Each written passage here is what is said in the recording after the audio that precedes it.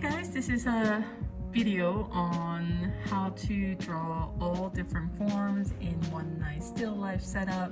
This is a major grade, so see if you can benefit from your this video and draw step by step. Now for this assignment, you're going to need number 2 pencil and an ebony pencil. If you have an eraser, that will be very helpful as well. So we're going to go ahead and do 1:1 scale, meaning whatever this size is, you're going to draw it here at the same size as well, same ratio. So I'm going to go ahead and use my ruler at this time and just go ahead and draw a line on top and bottom.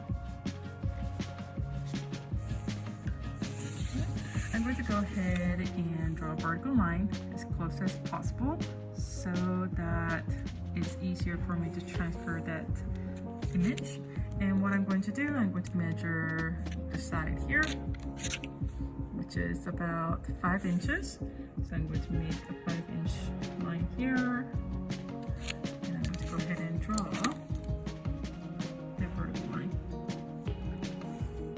First, what we're going to do, we're going to go ahead and contour line all these on here.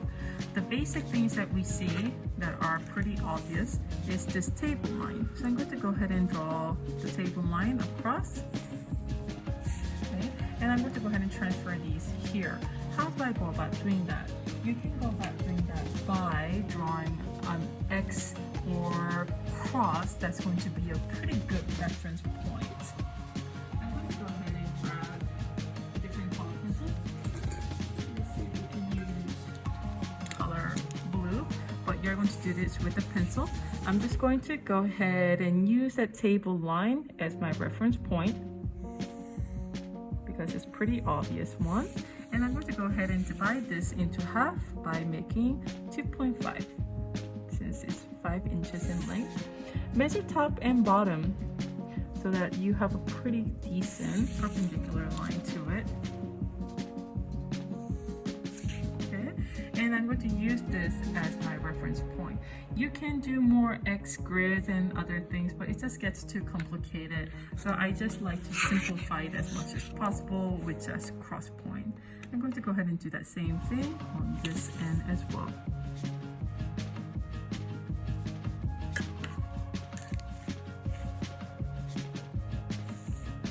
Everything that you sketch here needs to be very light. Why? Because we want to erase these guidelines as well.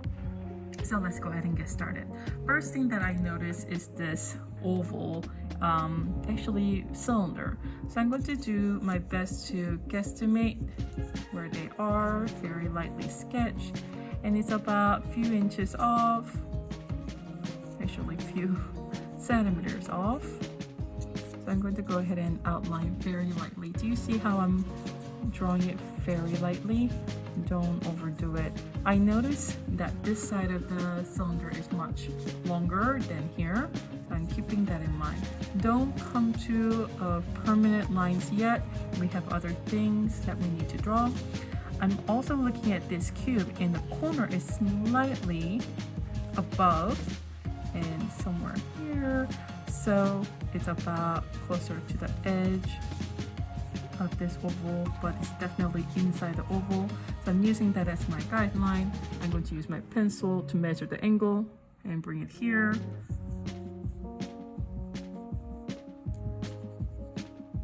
Use my angle measuring tool with my pencil.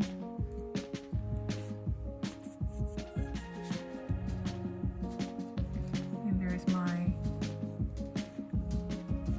cube. With that, I should be able to draw a vertical line down.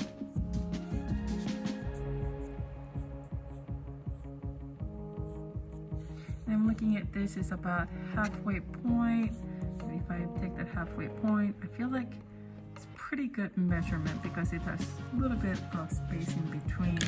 What I mean by that, if I take that into half, you can sort of see the space, negative space between this cube. So that's pretty good measurement here. I'm going to go ahead and bring this guy down. And again, if I was to cut this in half, well, it's about here, 1, 2.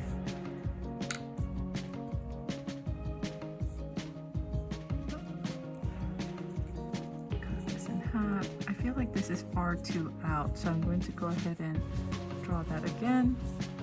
You guys see what I'm doing? There's always room for changes, so always draw it lightly so that it's easy for you to erase your mistakes. That means I think I'm going to bring this in just a tiny bit. Alright, with that I'm going to go ahead and look at that cone. It's about here, and the center line should be a little more than a halfway point. So I think this is a pretty good distant point for my center line for my cone. My base is about here. With that, I should be able to draw the side of each cone.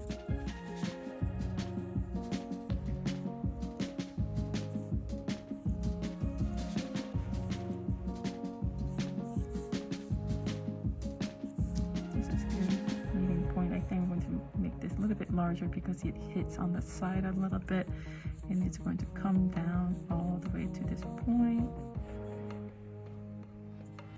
That's pretty good. Good. Now I'm going to go ahead and draw that circle. It hits a little bit side here. My height is about this much. So it's all relative to what you have in your still life. I'm using that as much as I can to draw my objects.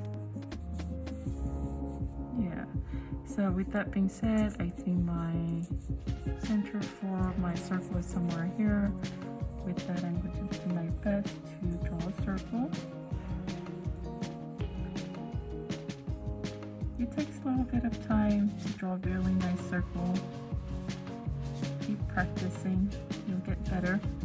And then I see a tiny cube, but before that I see the cube side going up, and I'm going to go ahead and draw this cube here.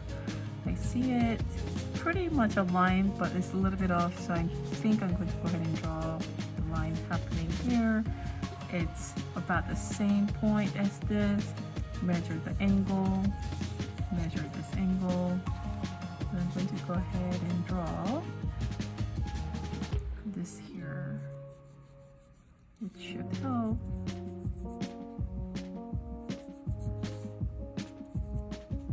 I think this is much angular.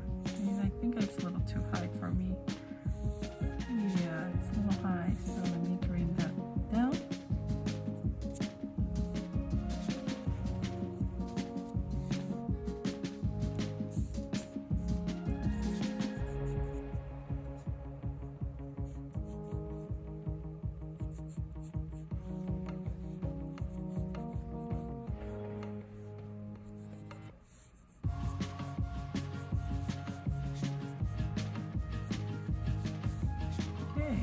And I'm going to go ahead and figure out the height for the pyramid, which is about the same, if not a little bit higher than my cube end here. That's going to figure out the side as well. Should be a little bit higher than this point. Yep, and that's going to help me find the center point somewhere here. All right. And if it's a little off, that's fine. It's not the end of the world.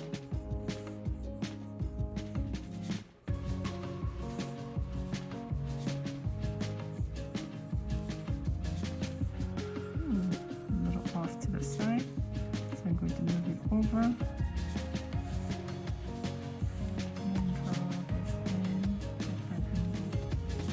So I think I'm pretty good with that. I'm going to now focus on the shadow.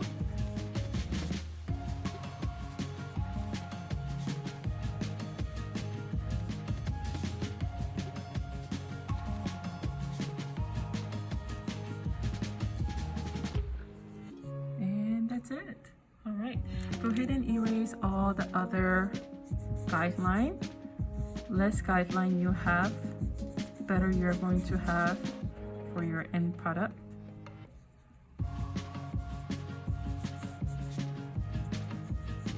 Okay, and in our next video, I'm going to show you how to shade these objects.